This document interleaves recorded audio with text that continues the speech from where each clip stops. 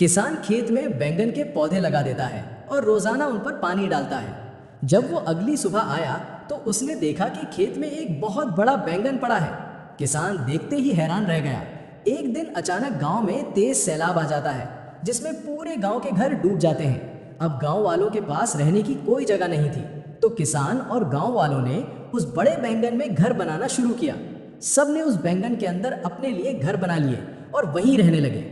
कुछ दिनों बाद बैंगन से बनी एक चुड़ैल आ जाती है और वो उस बैंगन को उठाकर फेंक देती है। चुड़ैल किसान को अपने हाथों में उठाकर कहती है किसी में दम, इसको मुझसे आज़ाद करो।